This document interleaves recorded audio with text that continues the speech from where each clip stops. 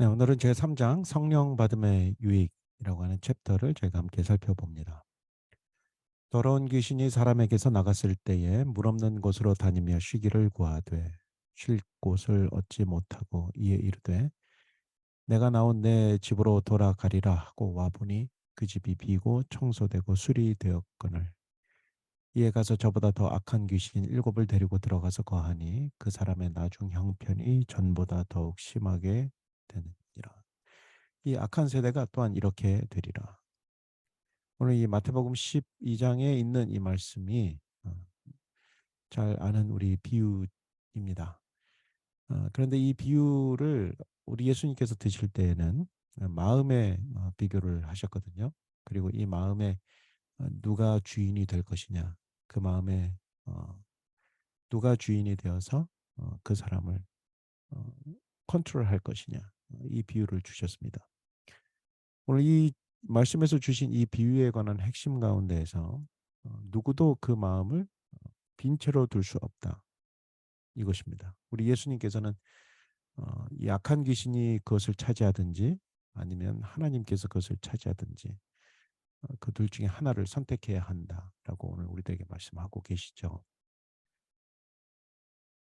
물의 침례와 이 성령의 침례가 어떻게 다른가? 물의 침례와 성령의 침례는 오늘 교재에 결혼 예식과 비슷한 것을 물의 침례라고 이야기를 했습니다. 그리고 성령의 침례는 신랑이 신부를 아는 신방을 지르는 결혼의 완성이라고 표현하고 있습니다.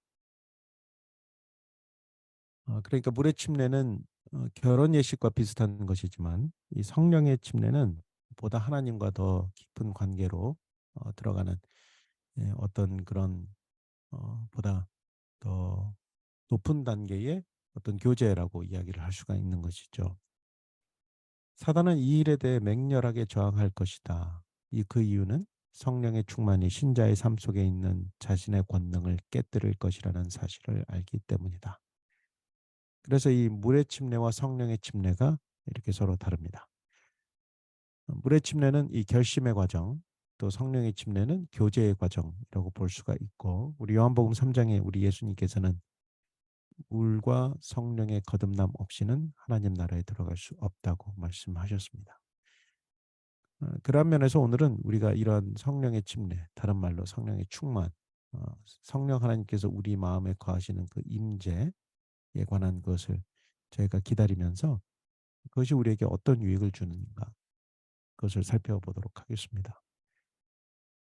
성령의 침례는 오늘 교재 페이지 30페이지에 성령 충만이 신자의 삶 속에 있는 자신의 권능을 깨뜨리라는 것을 알기 때문이다. 이렇게 표현하고 있죠.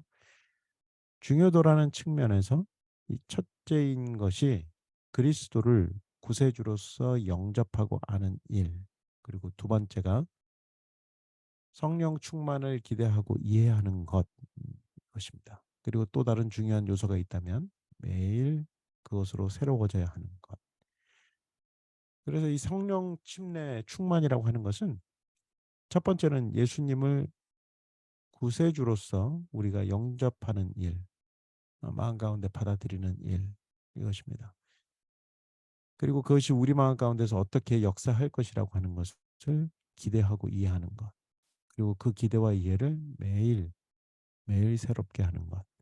이것이 성령 충만에 관한 일이라고 말씀하고 있습니다. 우리 재림교회의 그 구속의 원리, 또 구원의 어떤 관념은 한 번 구원받으면 영원한 구원을 받은 것이라고 가르치지 않습니다.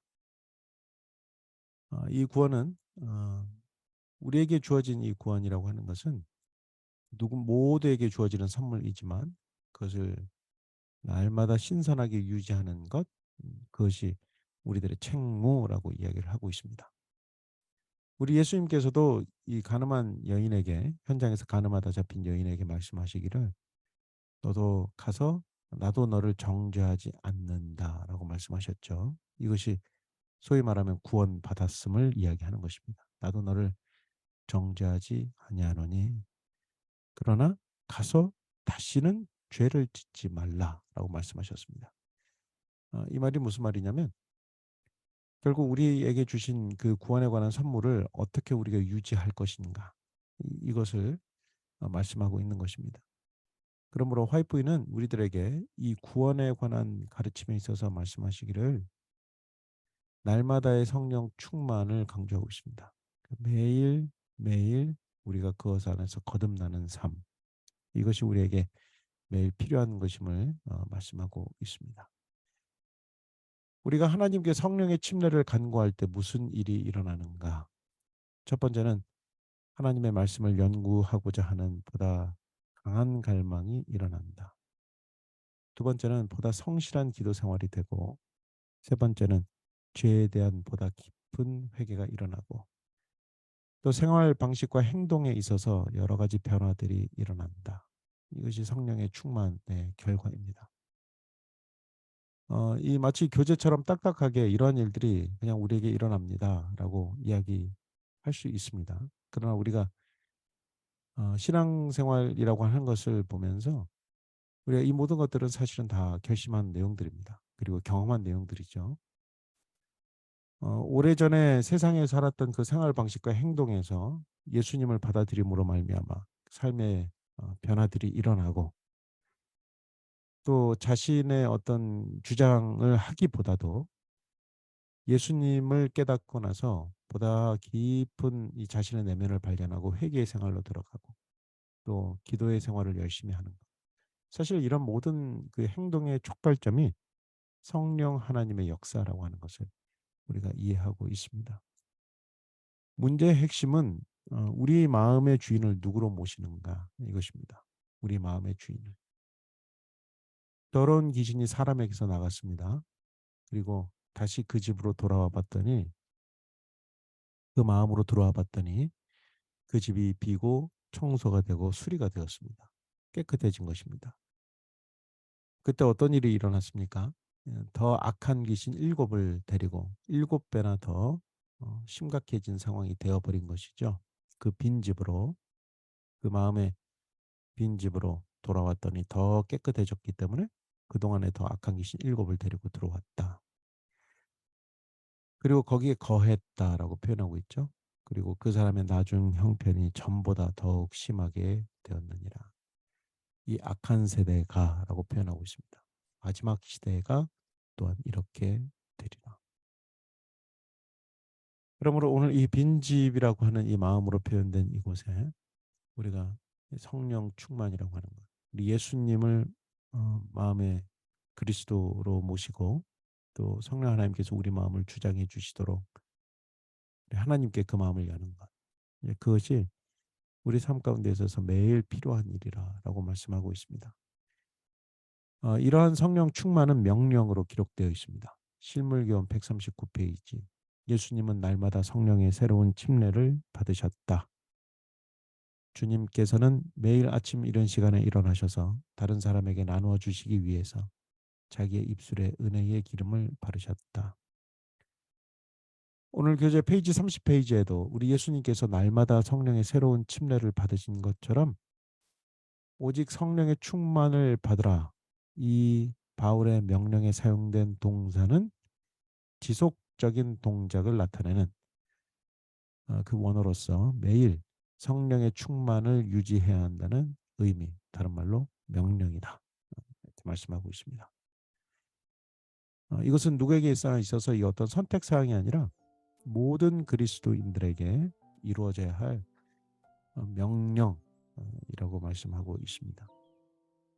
시대소망 173페이지에 하나님의 성령이 사람의 마음을 사로잡을 때 생애가 변화된다. 죄악적인 생각은 사라지고 악한 행위와는 인연을 끊게 된다. 사랑과 겸손과 화평이 분노와 시기와 분쟁을 대신한다. 기쁨이 슬픔을 대신하고 용모는 하늘의 빛을 반사한다. 사랑하는 성도 여러분, 오늘 우리의 마음을 누구에게 드릴 것인가? 우리의 정말 이 주도권을 누구에게 드릴 것인가? 오늘 그렇게 한번 생각해 보시는 여러분들과 제가 되기를 바랍니다. 그 깨끗하고 소재된 그 방에 우리 성령 하나님을 모실 때 우리 가운데 정말 놀라운 변화와 또 생애의 변화, 하늘을 갈망하는 깊은 어떤 그 갈급함이 날마다 우리에게 생길 줄로 믿습니다. 오늘 그런 하루가 되기를 바라면서 말씀을 줄이겠습니다.